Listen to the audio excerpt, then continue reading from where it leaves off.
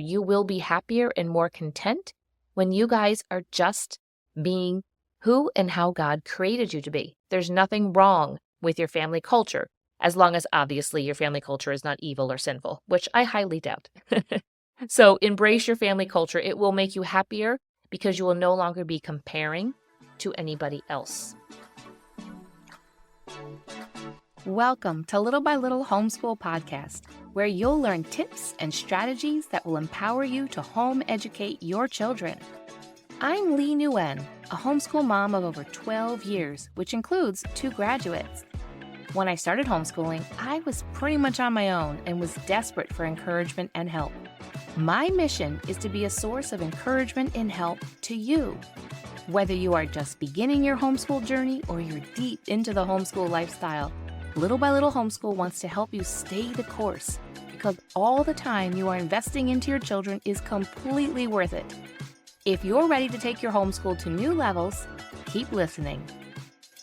Are you ready for a fun episode? I feel like, especially the last episode, was a little bit heavier. Sometimes they're just heavier and there's just things, because I think we need to talk about them. But let's have a little bit of fun, and we're just going to fly through this list. It's going to be a good time. We are going to be talking about 10 rules for being a happy homeschool mom. Who doesn't want to be a happy homeschool mom? Everybody benefits when we're a happy homeschool mom, right? The first rule is to remember that you can't mess this up too badly. There you go. That's it. Maybe we can just stop the list. We can just do one. Nah, I've got 9 more for you. But you can't mess this up too badly. Let me add a disclaimer. As long as you are trying to homeschool and to mother well, as long as you are intentional, you can't mess it up too badly. When you start to see maybe that things are not going so great, then there are so many resources and so many things that you can pull in and you can ask, and there's opportunities to be able to make corrections.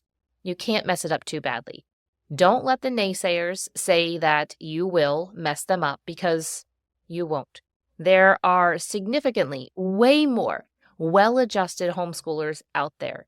And when you encounter a second-generation homeschooler, in other words, they were homeschooled and now they're homeschooling their children, that is just a testament to how great homeschooling is and what an impact it made upon them. They want to do so with their own children.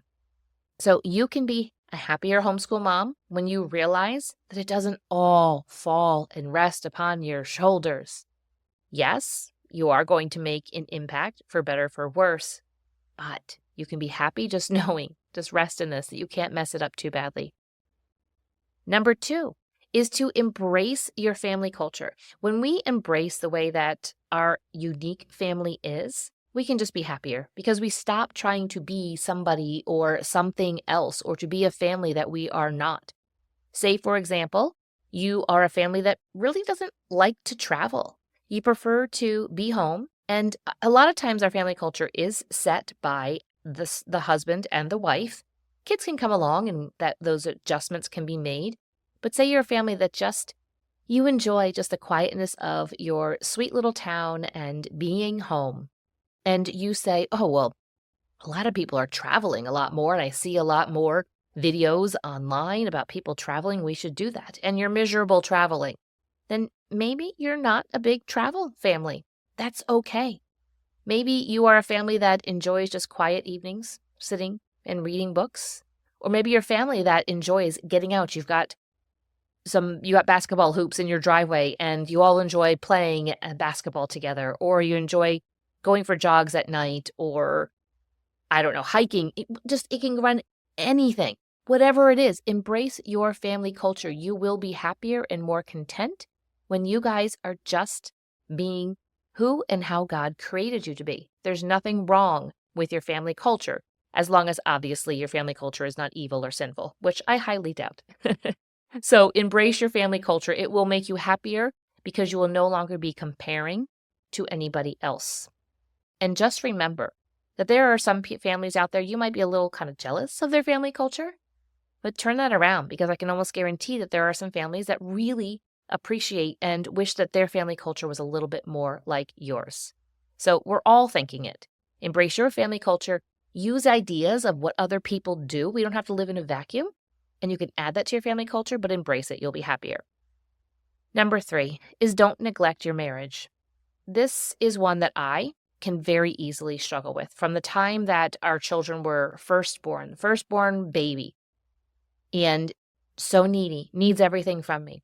And I don't know. I'm just a type of person that I don't want my kids to feel uncomfortable. I want to be there for them. I want to do all these things for them. It doesn't mean that they're never uncomfortable or anything, but I can very easily neglect my marriage for our children. And it's something that I have to think about all the time. We've been married for 24 years, and it is something that we've had children for 22 years. I have had to consciously always think of this, and I fail often. I'm not perfect, and none of our marriages are perfect, but it is a struggle, and I'll admit that to you. But don't neglect your marriage. When we neglect our marriage, we aren't as happier. Our spouse is not as happier. And so when he is not as happy, you're not as happy, and you can just feel it. You know when you're neglecting your marriage. So if you want to be a happier homeschool mom, don't neglect your marriage. Pour into that. Number 4 is realize that each kid is unique, and we get to homeschool and parent accordingly. Now, you might have some basic family rules and guidelines in the way that you parent, but then we get to parent accordingly to each child. We get to tweak those things. We get to make some changes and adjustments with each child, depending upon their maturity, depending upon how trustworthy they are, depending upon the wisdom maybe that they just kind of naturally have and their experiences and their goals.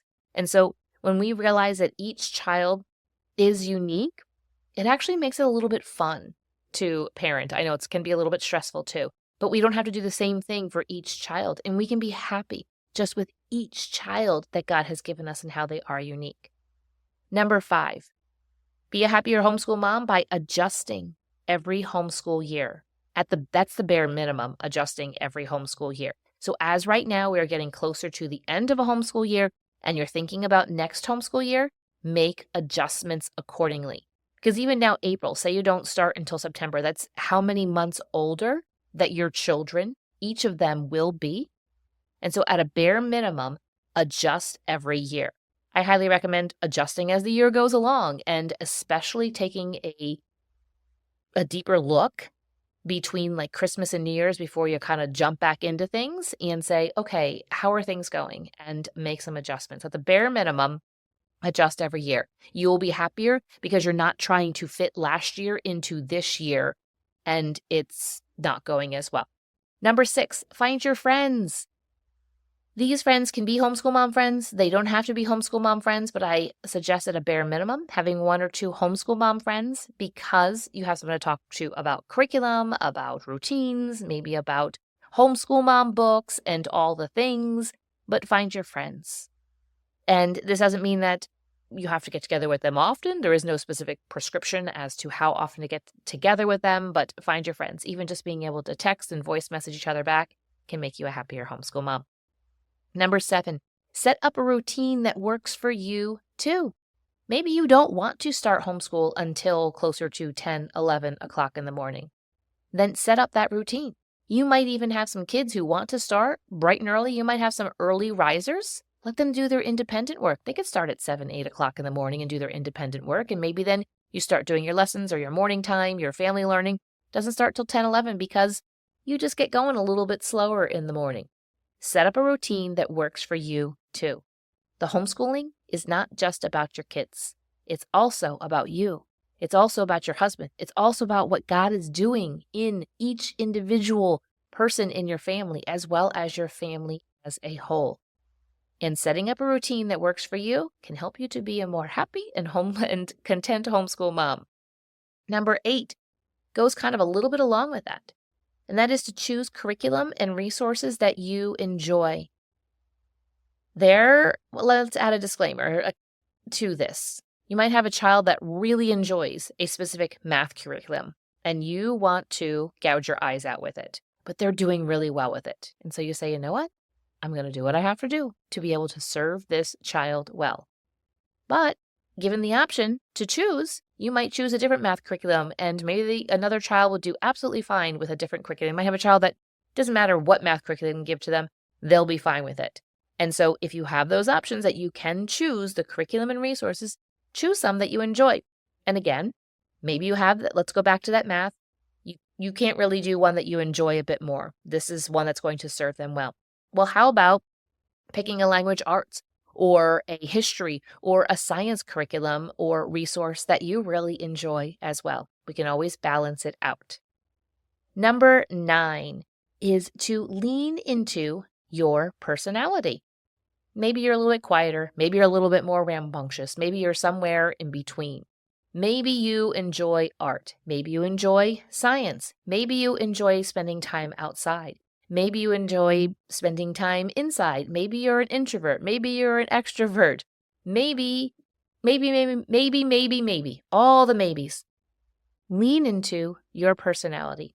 God has given you your children that you have right there in front of you, not somebody else's children. And He didn't make a mistake.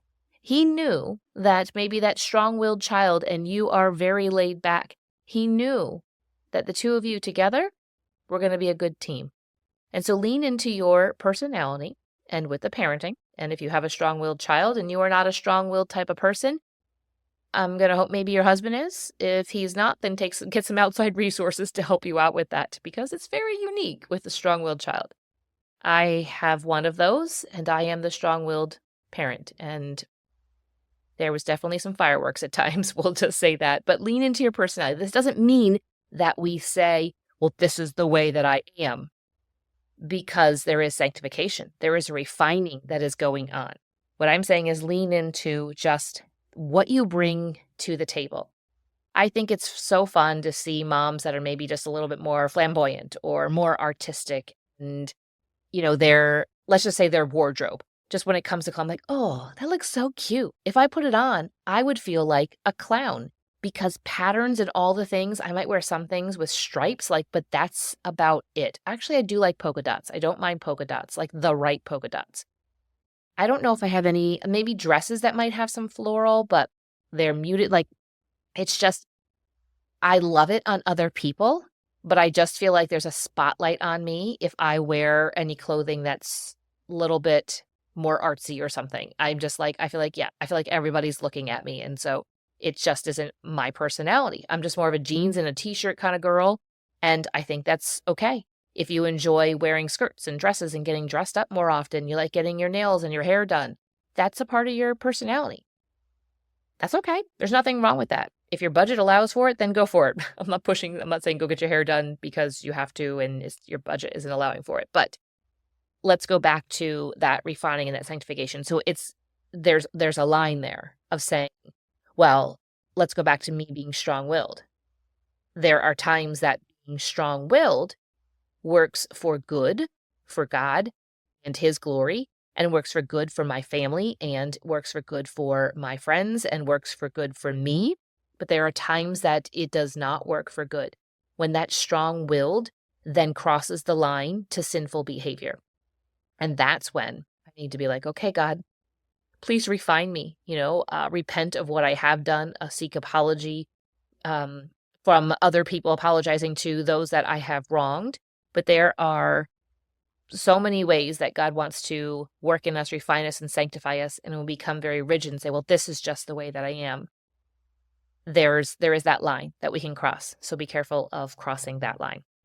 And number 10 of a way to be a happy homeschool mom is to remember that the outcome of your children, it's in God's hands.